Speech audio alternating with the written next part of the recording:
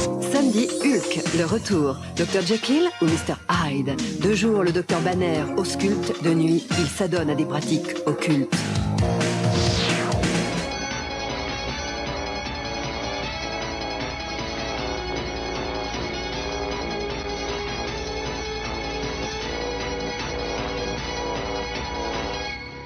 Salut à tous. Bonjour tout le monde. Bonjour. Bonjour. Bienvenue pour un bonus exclusif Silver Screen dédié au téléfilm Réunion de l'incroyable Hulk.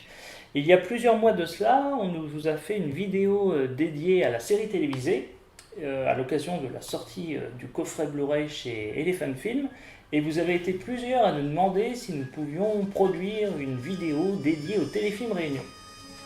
Les trois téléfilms étant le retour de l'incroyable Hulk, le procès de l'incroyable Hulk, et puis pour terminer, la mort de l'incroyable Hulk. Les deux premiers ont été diffusés sur la 5 pour ce qui est de la diffusion française. Et donc aujourd'hui, nous avons pour invité Anthony. Merci à vous de me recevoir. Donc Anthony qui est un des contributeurs acharnés de la page Facebook les amis de Hulk. C'est un grand plaisir pour moi. Et merci à toi. Premier téléfilm. Le retour de l'incroyable Hulk. Employé à l'Institut Lambert, David Banner est sur le point de se débarrasser de son terrible alter ego grâce à un transpondeur à rayon gamma de son invention. L'expérience est interrompue par l'arrivée d'un ancien ami, Donald Blake, qui lui raconte une histoire surprenante. Grâce à une masse d'origine celte, il a la faculté de faire ressurgir du passé un guerrier viking du nom de Thor. Aidé de ce nouvel allié, l'incroyable Hulk va déjouer les plans d'une organisation criminelle visant à s'emparer du transpondeur. Quelles sont vos impressions sur ce téléfilm qui a introduit le personnage de Thor? Maxime, peut-être? Déjà, ce qui est intéressant, c'est que jusqu'à maintenant, la série avait su se montrer relativement réaliste, puisque même si on a David Banner qui se transforme en l'incroyable Hulk, on sent que ça reste ancré dans un monde qui est très proche du nôtre, et il y avait pas forcément beaucoup cette sensation de monde fantastique, rempli de super-héros. Et donc là, c'est la première fois où on a vraiment cette sensation que le Hulk qu'on connaît, eh bien, il est rattaché au personnage Marvel qu'est Hulk et qui évolue dans le même monde que Thor, Iron Man, Spider-Man et autres. Ce qui est intéressant ici, c'est que les origines de Thor sont différentes de celles des comics, puisqu'il est ici un guerrier viking, alors que dans les comics, il venait de la planète Asgard. Et de plus, Donald Blake et Thor ne faisaient qu'un dans les comics, ce qui ici n'est pas le cas. Oui, les origines sont présentées différemment dans ce téléfilm. Thor, ici, est un viking, en fait. Et Anthony, toi, qu'est-ce que tu penses de cette introduction d'un personnage Marvel? Alors moi, clairement, des trois téléfilms, le retour de l'incroyable Hulk est de loin le meilleur. Et j'y reviendrai un peu plus tard, mais c'est clairement... j'ai une opinion toute particulière à ce sujet. Oui, je trouve aussi que c'est le meilleur des trois, parce que déjà on est content de retrouver les personnages quelques années après. En fait, ça a été tourné 6 ans après la série télé. Et ce que j'ai toujours apprécié dans ce téléfilm-là, c'est le ton optimiste en fait qu'il y a par rapport à d'habitude. Alors Hulk, c'est vrai que c'est toujours un ton un petit peu mélodramatique. Là, le téléfilm se veut beaucoup plus optimiste. Je sais pas ce que tu en penses, Maxime. Déjà, ce qui est intéressant, c'est que là, on le retrouve dans une vie un peu plus paisible, où il a une femme maintenant, avec laquelle il vit, il a même un chien, il vit au bord de la plage. Ça fait 2 ans qu'il n'a pas eu l'occasion, qu'il n'a pas eu d'événements qui l'ont fait se transformer en Hulk. Donc pour lui, voilà, c'est le cadre un petit peu idyllique. La chose dont il avait rêvé pendant toute la série, mais qu'il n'avait jamais vraiment eu. Et donc là, effectivement, quand l'épisode commence, quand le film commence, on est beaucoup plus sur une note positive, et ça, c'est ce qui dénote un peu par rapport à la série. Même si, par la suite, on aura l'occasion d'en reparler, Mais la fin, par contre, est un petit peu contradictoire justement par rapport à cet effet, à cette sensation d'optimisme, puisque malgré tout ce qu'il a, eh ben, on verra qu'à la fin du téléfilm, il repartira à nouveau sur les routes, seul, comme il le faisait dans la série. Oui, oui, oui, tout à fait. Pour renouer un peu avec le ton d'origine de la série. Alors, ce qu'il faut rappeler, c'est que ce téléfilm, en fait, tout comme le suivant, était censé servir de pilote. Donc ici, c'était censé servir de pilote pour une série télévisée dédiée à Thor, qui n'aurait pas forcément été si évidente que cela à produire, compte tenu des moyens de cette époque. C'est vrai de que ça cette aurait été époque. assez compliqué. Ici, Thor n'a pas possibilité d'affronter des dieux ou des forces du mal. Bah, il est ancré dans le contexte de la fin des années 80. Oui, puis même au niveau de l'utilisation de son marteau, on voit qu'il en fait une utilisation très, très réduite. Il l'utilise principalement au corps à corps et l'aspect électrique ou foudre lié à son marteau finalement est assez restreint et je pense que oui, au niveau des budgets alloués aux effets spéciaux à l'époque, rien que le fait de devoir apparaître avec cet effet particulier qu'ils lui ont mis, je pense que C'était aurait cool. engrangé une grande partie du budget pour cette série. Ah oui. Et toi, Anthony, tu as un point de vue tout à fait particulier sur ce téléfilm Réunion. Oui, alors ce qui est marrant, c'est que j'ai changé d'opinion il n'y a pas très très longtemps. Et en fait, en y repensant, mon avis, c'est que ce téléfilm aurait pu très bien être une conclusion parfaite à la série. Parce que pour reprendre ce que disait Maxime, c'est que le cadre dès le départ il est idyllique parce que David Banner il a toujours été seul, il a toujours eu personne sur qui s'appuyer. Là au début du téléfilm il a quand même un soutien, il travaille quand même dans un laboratoire, Oui. il est sur le point en plus de se débarrasser de Hulk. Donc, pour moi, la conclusion parfaite de ce téléfilm aurait été que, après les péripéties de l'épisode, il arrive finalement, avec l'aide de Donald, à remettre le transpondeur en état et puis à se guérir définitivement et puis à finir sa vie aux côtés de Maggie, quoi. Oui, une fin résolument optimiste. C'est vrai. Et Voilà. aussi, tout l'intérêt du téléfilm, c'est qu'on y retrouve le personnage de Jack McGee. Oui, c'est-à-dire qu'il n'a de cesse de traquer Hulk depuis le tout début de la série. Donc c'est vrai que c'est un plaisir effectivement, de retrouver ce personnage emblématique. Eh oui. C'est vrai que c'est ce en quoi ce film-là se distingue un peu des deux qui lui suivront, puisque c'est le seul où Jack McGee revient. Oui. Parce que les deux suivants, même s'ils essaient de retrouver un peu le ton de la série originale, on n'a pas forcément tous les personnages, puisque Jack McGee, lui, il reste totalement absent, même si ça peut se comprendre vu la finalité de son personnage dans ce film-là, puisque cette fois-ci, son rédacteur en a marre de toutes ces histoires de géants verts, de vikings et autres, et décide de le congédier. Oui. Son absence était due aussi aux soucis de santé de Jack Colvin. Oui, dans les deux suivants. Mm. Ouais, c'est... C'est vrai que quelque part, on peut considérer qu'il a perdu quelque part. Oui, C'est vrai qu'on peut considérer, si on voit la chose sous cet angle, que Jack McGee a perdu la bataille finalement contre David Banner et surtout contre Hulk. oui, tout à fait. Et Maxime avait une réflexion intéressante, c'est que il est congédié, Jack McGee, à la fin, et pourtant, David Banner dit qu'il prend la fuite parce qu'il sait que Jack McGee rôde dans les parages, alors qu'en fait, il aurait pu très bien rester avec Maggie à la fin. Ah, c'est vrai que j'ai trouvé la façon dont est tournée la fin du téléfilm, la manière de ce que tu disais Anthony, c'est pour moi, en fait, ça aurait presque pu s'arrêter justement à la scène avec le feu de camp. Parce que la façon dont les dialogues sont tournés, ça faisait longtemps que je l'avais pas vu et là je l'ai revu récemment, Et je me souvenais pas qu'il repartait à la fin. Et quand j'ai vu la scène du feu de camp, où ils sont tous les deux, ils évoquent le fait qu'avec Jack McGee, potentiellement, lui, il prend un risque. Mais la façon dont la phrase est tournée, moi, ça me donne plus l'impression qu'il prend un risque là à rester avec elle, mais que c'est ce qu'il a envie. Et surtout quand ils se disent que ils s'aimeront toujours et que pour moi, en fait, c'était que ils allaient rester vivre là. Alors qu'en fait, non. Oui, surtout que dès le début de l'épisode, on voit que Maggie lui demande très clairement de venir vivre avec lui et pourquoi pas de l'épouser. Hein. C'est très clairement montré au début de l'épisode. Oui.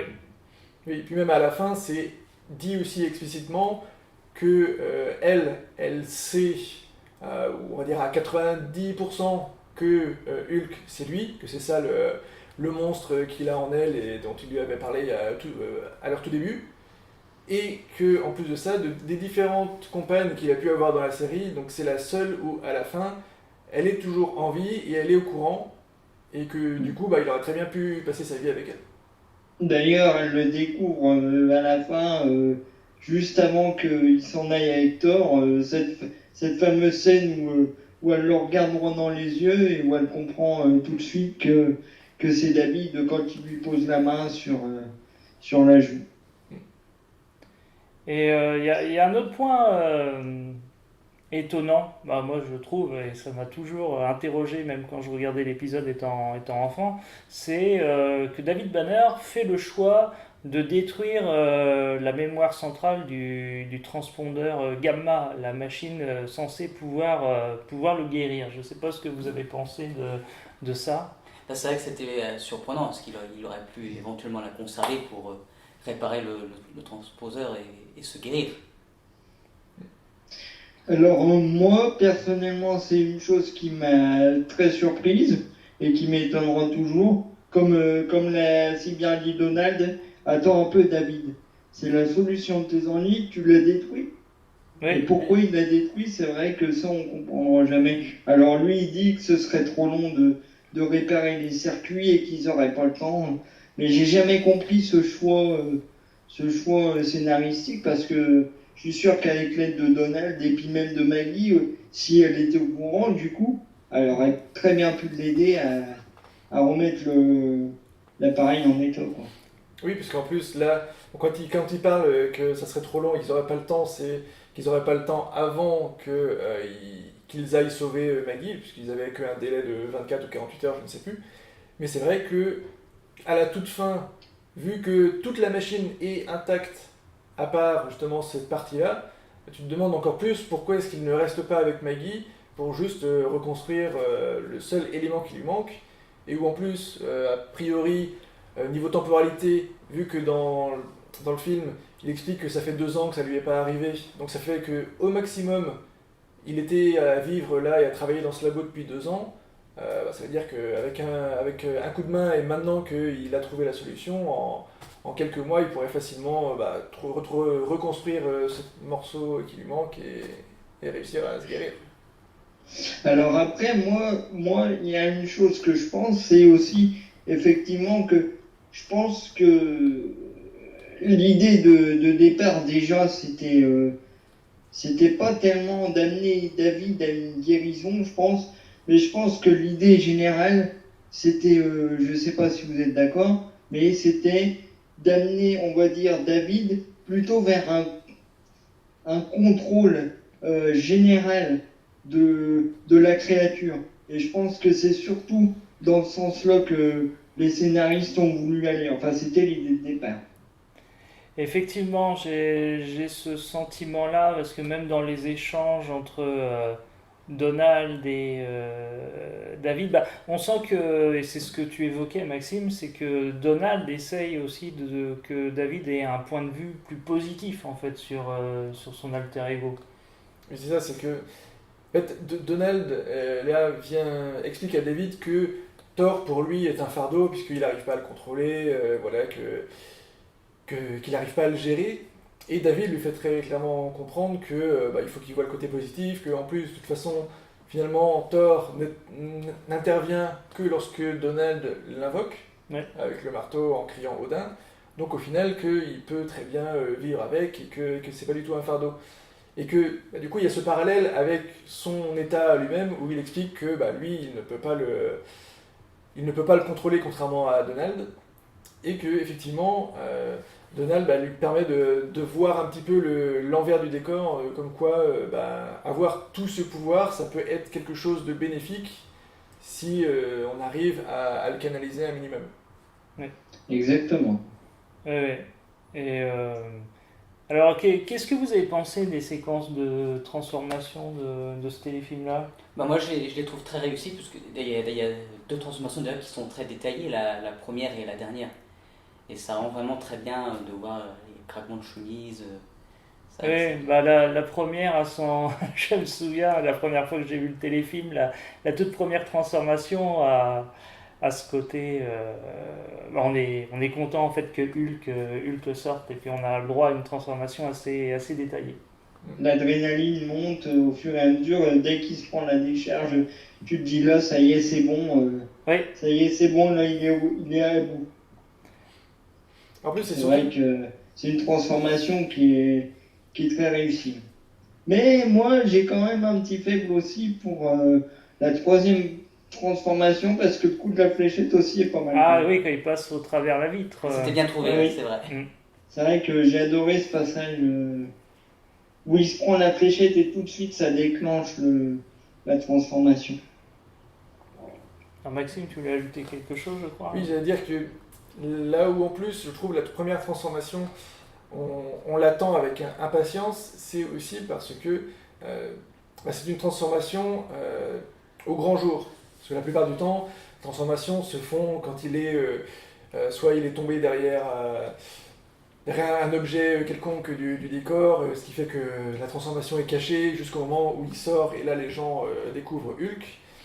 Mais là, il y a ce côté où, compte tenu de ce qu'est Donald et qu'il a tort avec lui, t'as envie en fait qu'il se transforme et que du coup, il se rend compte que David Banner est Hulk et que il a quelqu'un avec qui il peut partager ce secret, parce que c'est vrai qu'on le sent tout au long de la série que c'est quelque chose de très pesant pour lui de devoir cacher cet alter ego.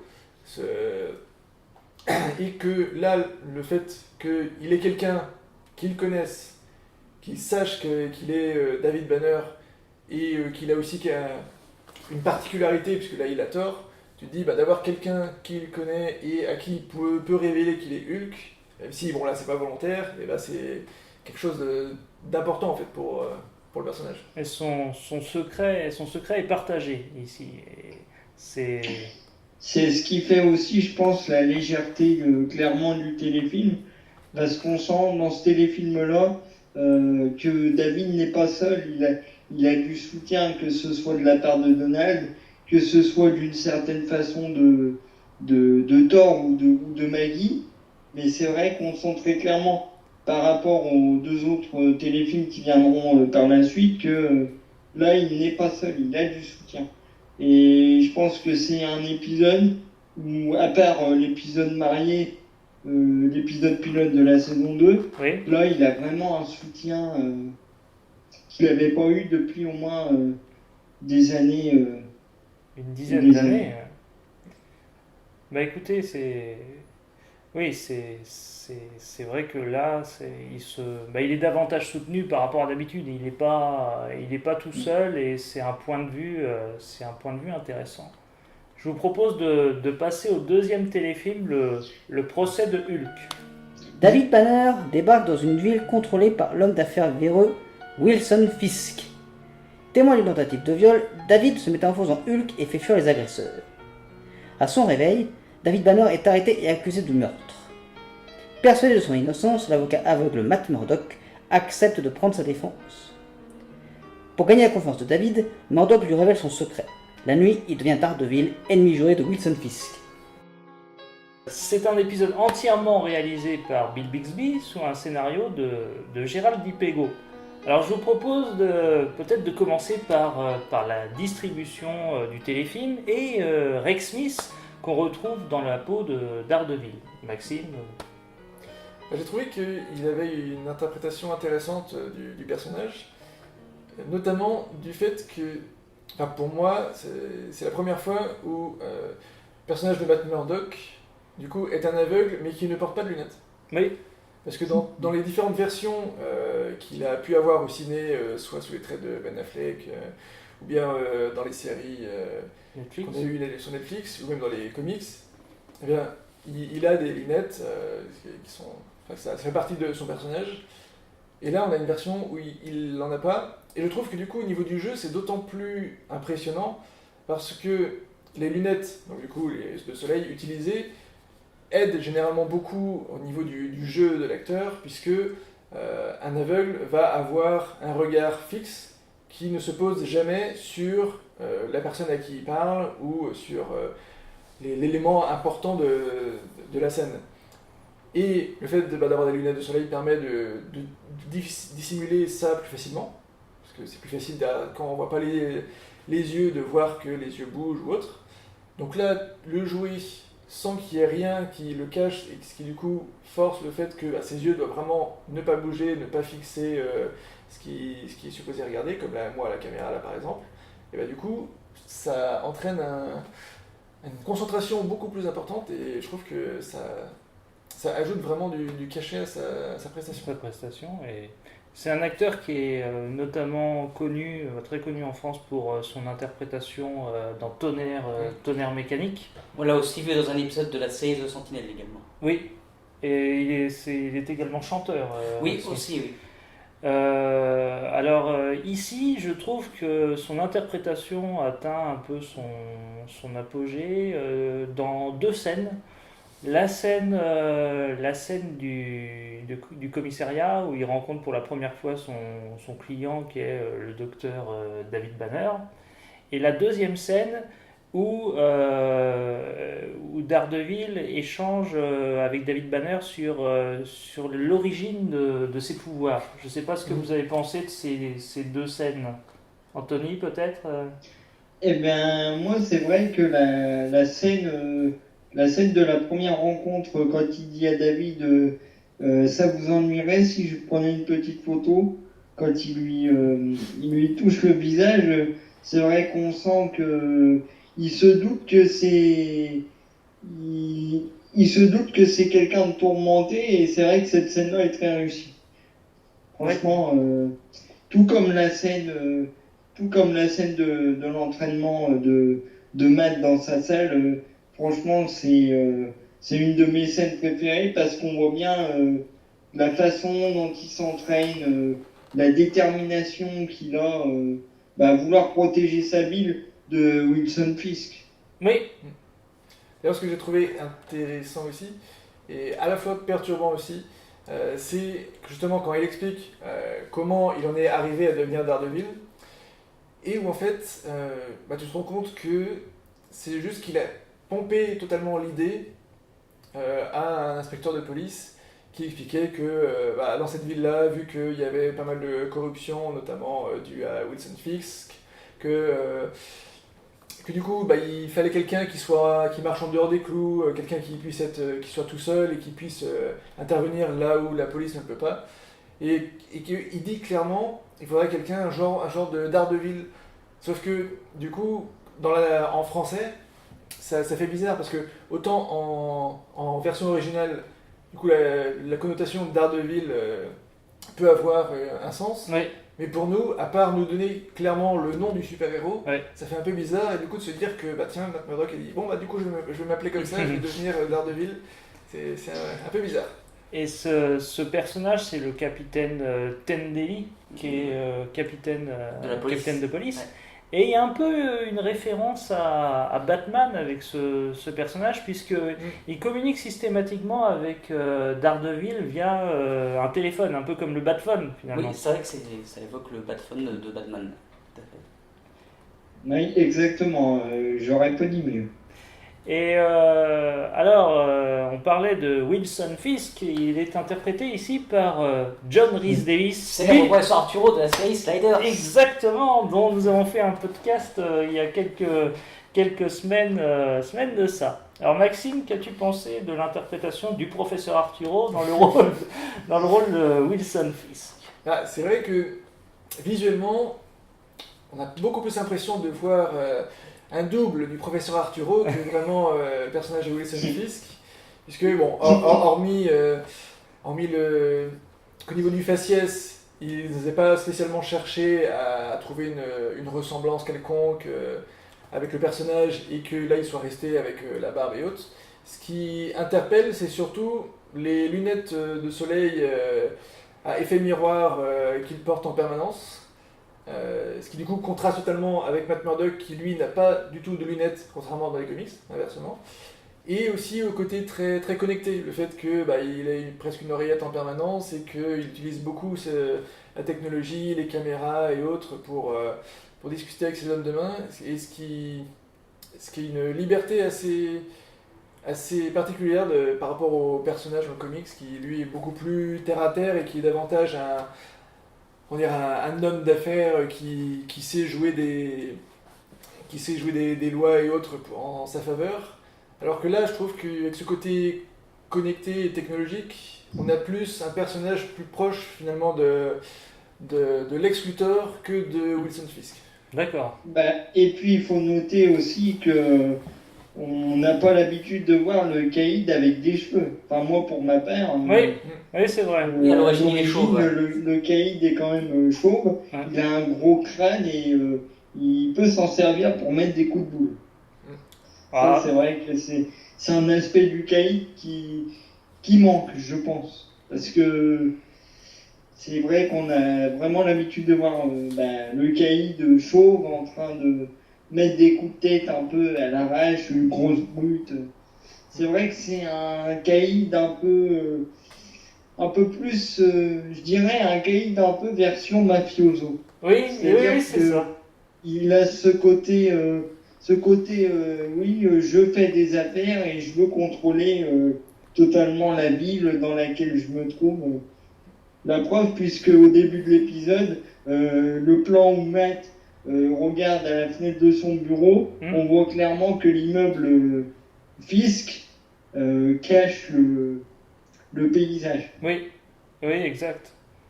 Oui. On est face à un Wilson Fisk qui est un peu différent de celui de la bande dessinée ou des adaptations live qu'on connaît aujourd'hui.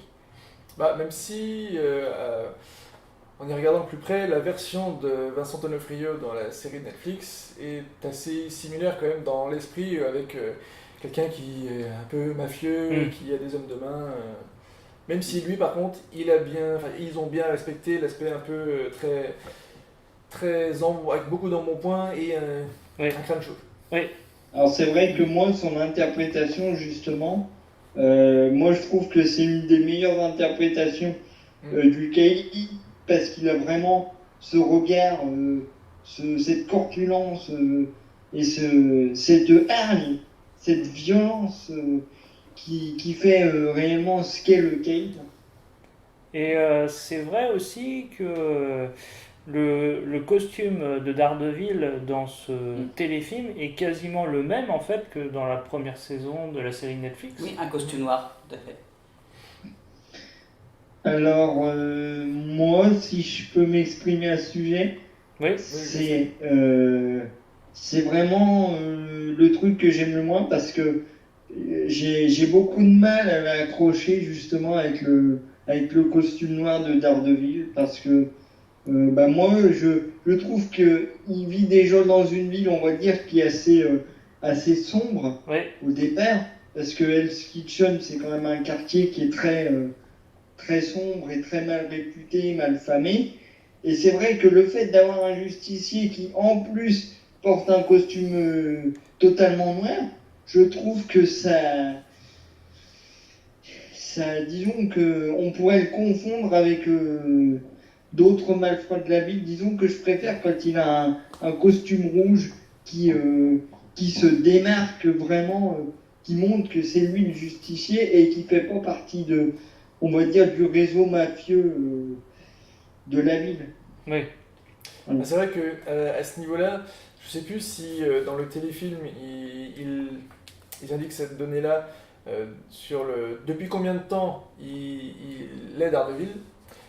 Parce que dans les comics, en fait, ce costume-là est la première version du costume qu'il prend, parce que bah, c'est plus simple pour agir la nuit, parce que du coup il est plus discret, avant d'embrasser réellement cette fonction de démon de Hell's Kitchen, où là du coup bah, il met un peu plus de couleur rouge pour Couleur rappeler bordeaux. voilà, ce côté démon, et les fameuses cornes aussi sur le costume. Et là, de la même manière que la série Incroyable Hulk, bah, du coup, se voulait un peu plus réaliste, un peu plus ancré, les pieds sur terre, avec bah, là pareil, on avait une version de Hulk déjà, qui n'était pas un monstre de 2-3 mètres de hauteur. Là, on avait quelqu'un un peu plus, même s'il était très, très musclé, il était davantage d'une carrure qui peut exister, puisque bah, c'était un véritable acteur qui l'incarnait. Et du coup, de la même façon, bah, finalement, on a une version de Daredevil beaucoup plus simple et moins extravagante, moins MCU Oui, pour résumer. oui, c'est vrai. D'ailleurs, il faut quand même noter que à ce propos, c'est le costume qu'il porte dans la saison 1 et que c'est le costume qui sera de retour dans la saison 3 de la série Netflix.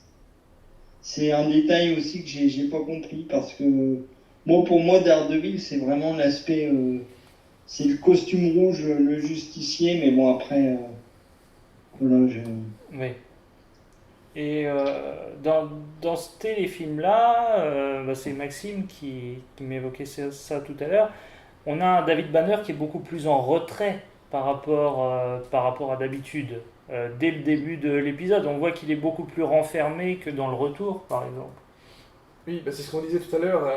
À la fin du retour, finalement, il aurait presque pu rester donc, avec Maggie et vivre une vie paisible.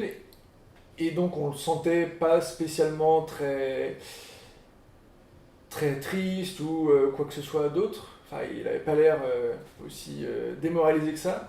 Alors que là, quand le téléfilm commence, déjà, on se retrouve on se retrouve avec un début de téléfilm qui ressemble à une fin d'épisode de série où on le retrouve à travailler quelque part pour se faire un peu d'argent, où les choses ne se passent pas bien et finalement il décide de repartir et le téléfilm commence avec bah, lui qui reprend son sac sur l'épaule, qui marche avec les notes de piano qui commencent. Donc on a cette volonté de vouloir rappeler la série et du coup je pense que là aussi au niveau du ton ils ont voulu vraiment retourner sur l'esprit de la série et quelque chose de plus dramatique. Oui. Ce qui fait que là on retrouve un David Banner qui est beaucoup plus noir et qui n'ose même pas aider une simple jeune femme qui lui demande son aide dans le métro. Ah, c'est là où on voit le changement de son état d'esprit. Alors moi justement par rapport à ça, le ton du téléfilm au démarrage, comme tu le disais Maxime, c'est différent dans le sens où dès le départ on n'a plus du tout le générique d'une part de la série, Oui. mais on a un générique qui est raconté pour la seule et unique fois je crois par le docteur David Banner lui-même. Oui, c'est tout à fait C'est vrai que ça s'ouvre sur un plan large qui se rapproche et du coup il raconte en quelques minutes tout ce qui lui est arrivé et c'est vrai que de cette façon-là, moi déjà d'entrée, je trouve que ça casse le ton, ça casse complètement le ton de la fin du retour de l'incroyable Hulk. En fait, j'ai l'impression que ce téléfilm quelque part il casse pas mal de codes qu'il n'y avait pas oui. Dans la série. Ça se voit. On voit que je pense que Bill Bixby a essayé en fait d'innover, de par ces 3 téléfilms, d'apporter des nouvelles dimensions à son personnage. On voit que le but c'était de montrer un David Banner qui avait retrouvé un équilibre dans sa vie, qui était heureux, donc c'était quelque chose qui n'avait jamais été vu. Dans le procès, on découvre une facette beaucoup plus noire du personnage. Déjà, il a une barbe dès le début. On le trouve profondément changé, et dans la mort de Hulk, c'est encore une autre dimension du personnage qui est exploitée. Donc, effectivement, il y a cette volonté de casser un peu les codes, et d'autant plus que c'est la première fois en fait, que Hulk n'apparaît pas à la fin d'un épisode. Ça n'étonne Oui, pas. alors c'est un des faits qui fait que de toute façon, moi je l'ai toujours dit, c'est clairement le moins bon téléfilm des trois. Parce que déjà, j'ai beaucoup de mal avec l'apparence de David? David Banner, cette grosse barbe, on va dire, je ne m'y ferai jamais. Ah, Heureusement, bon, il l'enlève, on va dire, vers le milieu. dans les dernières minutes du téléfilm. Et c'est vrai que, comme tu le disais, Seb, le fait que on finit pas l'épisode sur une transformation, et ben comme je le disais, encore une fois, ça casse les codes habituels. Et je pense que c'est pour ça que le téléspectateur, il est quelque part un peu dérouté par ces changements un peu brutaux, je pense.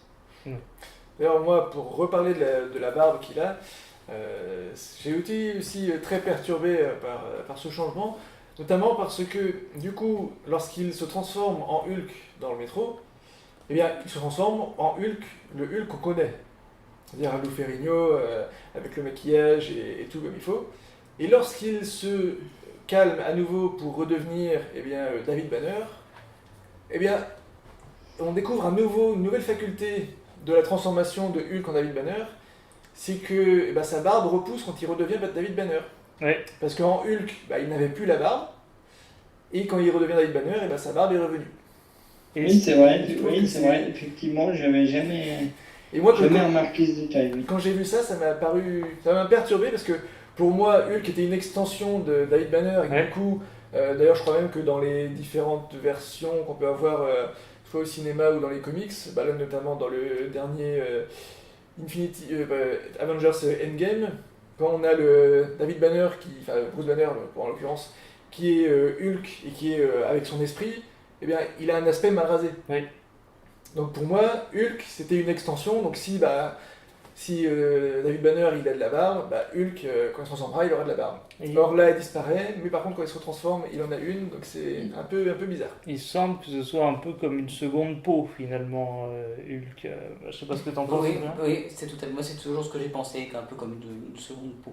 Bah, dans la bande dessinée, ça arrive, ça, que il n'est pas toujours le même aspect, que si Banner a une barbe, Hulk n'en a pas forcément une. Bah, c'est un peu comme les cheveux. Hulk n'a pas du tout la même coiffure que Banner, par exemple, dans la bande dessinée. Il a les tempes qui sont rasées, en fait.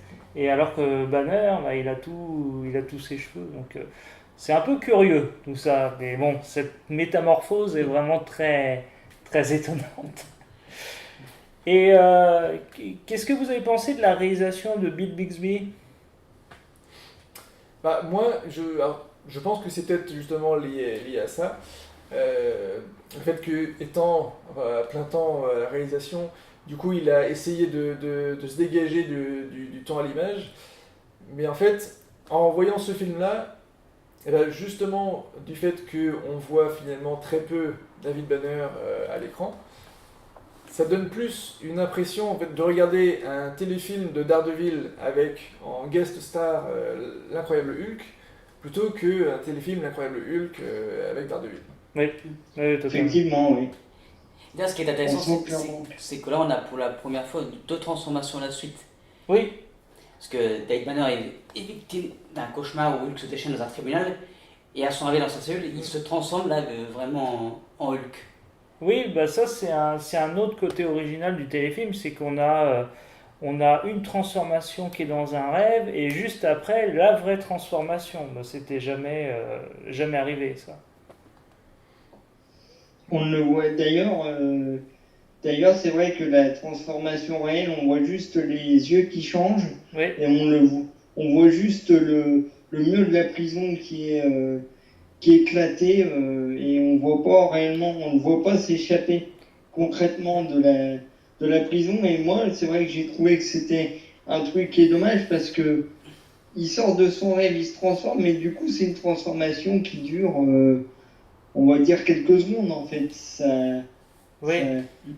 Mais pour ma part, c'est aussi la grosse déception du téléfilm. Moi, ce que j'attendais justement quand j'ai vu le téléfilm pour la première fois, le fait d'avoir un procès, je me suis dit, il va se passer quelque chose dans un tribunal et David va se transformer en Hulk dans le tribunal. Et je me suis dit, quand j'ai vu la scène la première fois, je me suis dit, c'est super, il se transforme Devant tout le monde. devant des gens, il se passe quelque chose. Et puis au final, tu te laisses prendre par la scène. Ouais. Et au final, quand tu t'aperçois que c'est un rêve, et ben c'est quand même une grosse déception parce que tu te dis, bah encore une fois, il est caché, encore une fois, c'était qu'un rêve. Et, Oui, parce que cette scène du procès est l'une des meilleures, à mon sens, du téléfilm. La plus spectaculaire. Enfin, surtout que c'est en plus dans cette scène-ci que Stanley fait son célèbre caméo. Mais donc du coup, finalement, si on y réfléchit bien, eh bien c'est David Banner qui rêve que Stanley a fait un caméo. Mais en réalité, dans la temporalité, il a jamais fait son caméo dans les films. Exactement. C'est tout à fait vrai. C'est vrai, oui. J'avais jamais... Oui, c'est vrai. Et ce téléfilm du procès annonce le dernier téléfilm, La mort de l'incroyable Hulk, puisque David Banner annonce à la fin à Matt qui va reprendre ses activités scientifiques et qu'il y a un nouveau laboratoire qui a ouvert à Portland et qui est spécialisé dans l'étude des radiations. C'est la première fois en fait qu'il y a une espèce de continuité. L'épisode suivant est annoncé en fait. C'est vrai que cet aspect est assez intéressant de créer directement une connexion avec le téléfilm suivant. Ouais. Écoutez, je vous propose de passer au dernier téléfilm, la mort de l'incroyable Hulk. David est bien décidé à en finir avec son hôte indésirable. Usant d'un stratagème, il réussit à se faire embaucher dans un centre de recherche ultra secret où travaille le Dr Pratt. Une sommité de la recherche sur les radiations. Et pour la première fois de sa vie, David va se retrouver face à face avec le monstre qui le renferme. Mais existe-t-il un moyen d'arrêter Hulk ?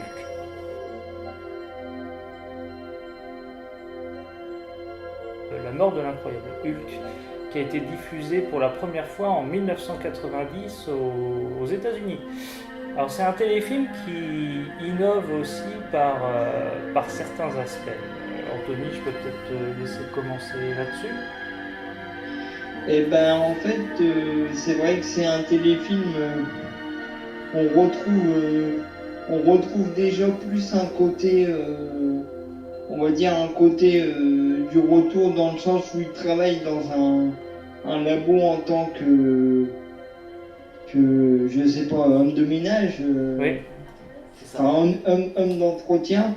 Et c'est vrai que on a encore une fois ce côté mystérieux. Il se fait passer pour un employé et quand la nuit tombe, on va dire que il essaye d'entrer discrètement dans un labo et puis de continuer à essayer de chercher un remède pour se guérir. On retrouve vraiment un aspect proche de la série qu'on n'avait plus dans le procès justement. oui.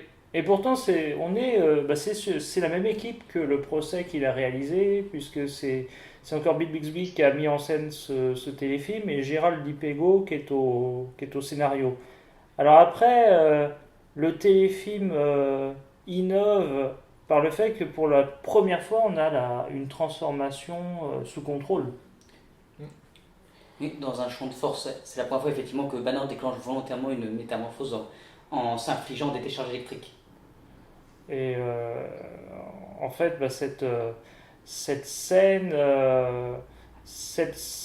fait un petit peu écho au pilote, si vous vous souvenez bien, l'épisode où Hulk était enfermé dans un caisson hyperbare dans le laboratoire avec Helena Marx.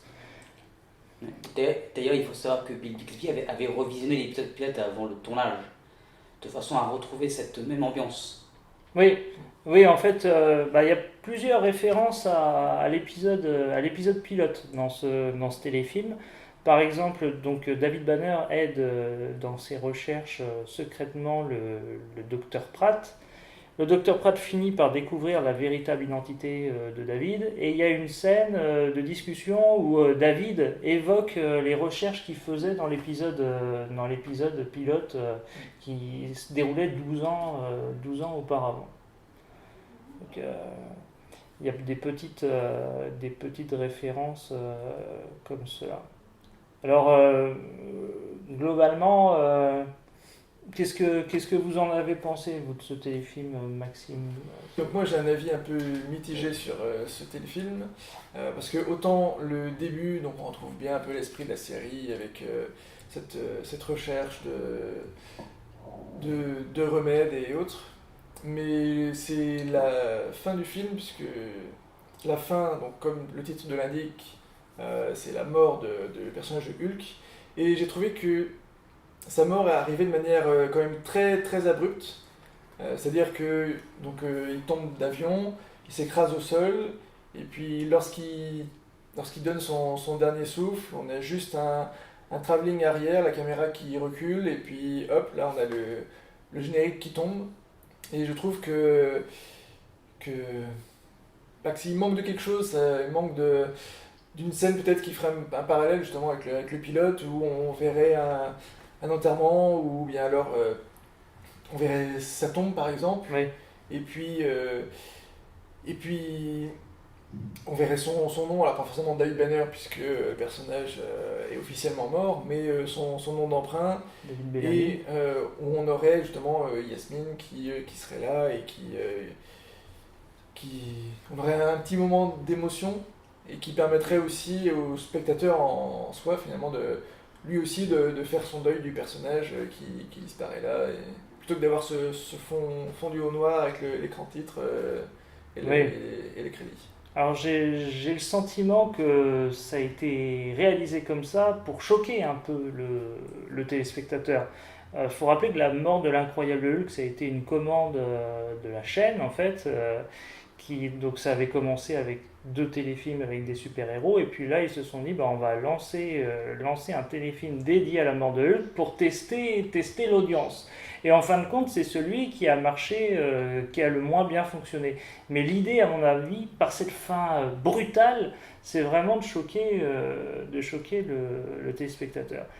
Et alors ça me fait penser aussi ce que tu disais par rapport à faire un écho au pilote avec la scène de l'enterrement, etc. On a déjà dans cette scène de fin une forme d'écho au pilote, parce que je ne sais pas si vous vous souvenez de la scène de l'épisode pilote où Helena trouve la mort. Dans cette scène, l'incroyable Hulk lui tient la main. Et si vous regardez la scène finale sur l'aérodrome, eh bien on a le même type de scène, mais cette fois-ci c'est Yasmine qui tient la main de David Banner. Donc il y a un lien direct avec l'épisode pilote. Un écho. Un écho. Et notez aussi qu'on a une transformation qui est plus lente. Ah oui, oui, tout à fait. Ouais. Une transformation qui est plus lente, et donc on voit pour la seule et unique fois, je crois, Lou Ferrigno qui prononce le nom de Yasmine. Oui, il parle pour la première fois. Et on voit également une lueur entourer son corps lors de la retransformation en David. Oui, tout à fait. Un petit peu comme le type de retransformation qu'on avait dans la première saison de la série, où son visage devenait phosphorescent sous l'effet des radiations. Donc il y a vraiment une volonté aussi de conclure un peu ce qu'on voit, ce qui est exposé dans l'épisode pilote. Alors il faut rappeler aussi que à l'origine, ce téléfilm de l'incroyable Hulk, la mort de l'incroyable Hulk, devait introduire le personnage d'Iron Man. Et il était, Tom Selleck apparemment avait été pressenti pour interpréter le rôle de Tony Stark. Et il a longtemps été question aussi de She-Hulk à travers le personnage de Yasmine. Il devait avoir à un moment de l'épisode, lorsqu'elle est blessée par balle, une transfusion de sang. Finalement, ça ne s'est pas fait. Mais de nombreux fans disent que le personnage interprété par Elisabeth Grassen fait penser à la Veuve Noire. Je ne sais pas ce que vous en pensez. Ah, c'est vrai que oui, au moment où tu évoquais le fait qu'ils avaient pensé à elle en tant que chez Hulk et autres, c'est vrai que je me suis fait la réflexion que c'est vrai que dans le film, c'est une espionne. Alors on ne connaît pas trop ses origines, mais doute que c'est plus russe ou slave ou quelque chose dans ce genre-là. Et c'est vrai que ça fait écho au personnage de Black Widow, Natasha Romanoff. Et Ouais. c'est vrai qu'elle aurait pu être un bon choix. Oui, et moi j'estime par ailleurs que elle aurait très bien pu avoir une série dérivée parce que le personnage avait une certaine matière assez consistante, un vécu, on sentait qu'elle avait un vécu assez lourd et par ailleurs qu'elle avait un peu ce sentiment comme David toujours de devoir changer d'identité, fuir et puis continuer à courir sans arrêt à la recherche du bonheur perdu finalement, quelque part. Oui, bien sûr. Et Anthony, lorsqu'on avait échangé, tu évoquais aussi le fait que David Banner et Yasmine avaient des points communs dans leur vécu. Oui, parce que elle a cet aspect où elle se déguise beaucoup, elle utilise des déguisements, elle s'infiltre beaucoup. On ne sait pas trop, mais quand on voit la scène de début qu'elle est chez elle et que Kasha arrive pour lui demander est-ce que tu peux essayer de faire ça et qu'elle répond j'ai bien servi, on comprend elle a un côté un peu espion et c'est pour ça que elle a un écho à David Banner par cet aspect-là. Oui, D'ailleurs, il faut noter que le rapprochement entre Yasmine et David va légèrement plus loin qu'avec Maggie, puisque là on assiste à une scène entre guillemets d'intimité entre les deux personnages. oui, tout à fait. Et qui sait, il aurait pu être question du fils de David Banner. Ce serait intéressant pour relancer la série presque 30 ans après la fin. Ce sera assez plausible, c'est vrai. Malheureusement, je pense que remplacer Bixby est impossible. Oui, clairement. D'ailleurs, Anthony, tu évoquais justement qu'il y avait une différence de relation entre David et Yasmine par rapport à David et Maggie. Et ça me fait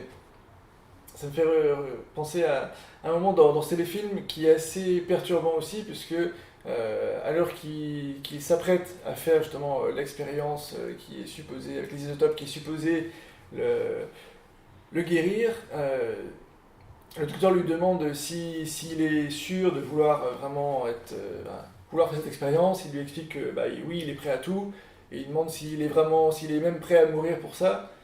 Et David qui répond de toute façon, je n'ai aucune famille, ou je n'ai aucun proche, je ne sais plus exactement comment il le dit.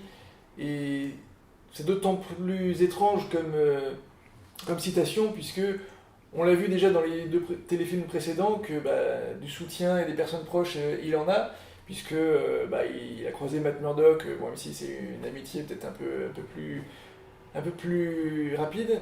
Mais il y a Donald, son ancien élève qu'il a recroisé avec Thor, avec qui il a l'air de bien s'entendre. Et puis surtout, il y a Maggie. Maggie, où à la toute fin, on pensait même que potentiellement il aurait pu rester vivre paisiblement avec elle. Et qu'ils se sont dit, chacun l'un à l'autre, je t'aimerai toujours. Et là, d'un seul coup, il dit, de toute façon, j'ai pas de famille, j'ai aucun proche. Alors que, quand bien même en plus dans la série, il y a eu d'autres personnages, notamment Lee Sung, qui lui a appris à contrôler davantage ses émotions par la méditation. Donc, que le personnage aille dire qu'il n'a aucun proche ou aucune famille, c'est un peu extrême par rapport à ça. Et d'ailleurs, il faut noter, parce qu'on parle de relations, de rapports humains et de soutien que David a eu, Je ne Oui, sais dans plus. l'épisode Possession, c'est C'est ça ça, qu'il ouais. fait Oui. Ouais, son père, c'est un genre de truand, je crois. De mafieux. Voilà, un truand. Oui, Et oui. donc, ils font tout pour faire en sorte que David quitte la ville. Et c'est vrai qu'on sentait aussi dans cet épisode qu'il avait quand même un rapport assez fort avec cette fille-là, puisqu'il avait vraiment pas envie. On sent dans l'épisode qu'il a pas envie de quitter cette fille-là. On sent qu'à ce moment-là, il a quand même eu une légère attache. Et surtout, par rapport à la mort de l'incroyable Hulk, donc il y a le docteur Pratt et Amy. Donc on sent ce rapport entre plus rapport père et fils et père et mère, que c'est vrai que le docteur Pratt, on sent qu'il était plus comme un père pour David que son propre père, qu'il avait retrouvé dans l'épisode 9 de la saison 3, je crois, le retour, où on sent qu'il revient à domicile, mais qu'il avait des rapports très très tendus avec son père. C'est vrai que ce téléfilm renoue avec l'aspect humain de la série par bien des aspects, tout comme la fameuse scène sur le chantier. Scène que j'ai adorée parce que dans cette scène, on revoit pour la première fois depuis très très longtemps le côté humain de la créature. Je pense notamment au moment où donc Yasmine dit à David de s'enfuir et que même s'il commence à entendre les sirènes de police qui arrivent, lui il agrippe Yasmine et il l'aide à descendre du cabriolet. Et ça montre encore une fois le côté humain de la créature, que c'est pas seulement une bête avec des muscles qui n'a pas de, on va dire, je veux pas dire une intelligence, mais qui n'a pas du tout de sentiment. On retrouve ce côté humain. Et c'est ce qui fait le succès de la série. Ils avaient initialement évoqué l'idée de faire un quatrième, où en fait le professeur en question aurait récupéré le corps de David et avec les recherches justement sur le facteur de guérison aurait réussi à le réanimer. À le ramener à la vie. Mais vu que ça s'est pas fait parce que faute d'audience sur ce film-là, ils ont trouvé que c'était pas rentable, ils ont pas fait la suite et du coup ça... Il y a eu un scénario effectivement qui a été écrit par Gérald Dipego où le docteur Banner revenait à la vie et dans une bonne partie du téléfilm ne se métamorphosait plus du tout en fait. Il aidait le gouvernement dans les recherches sur les accidents comme celui qu'il avait connu. Et un groupe de terroristes le kidnappait et le forçait à se réexposer aux radiations pour s'emparer de la formule du super soldat. Donc voilà. Il y a eu un autre scénario qui a été écrit par l'un des scénaristes de Star Trek La Nouvelle Génération, Robert McCallum, et qui était un peu différent visiblement, qui exploitait des nouveaux pouvoirs Donc il y a eu des choses concrètes qui ont été faites, mais qui n'ont pas abouti. Eh bien, merci beaucoup pour cette intervention sur les téléfilms réunions de l'incroyable Hulk. Donc pour les prochaines vidéos de Silver Screen, il sera question de l'âge de cristal et de Doctor Who. A très bientôt. Au revoir. En vrai, Si nos vidéos vous plaisent et que vous ne voulez pas rater les suivantes, eh bien n'hésitez pas à vous abonner, mettez un pouce bleu et surtout cliquez sur la cloche pour être averti avec la notification.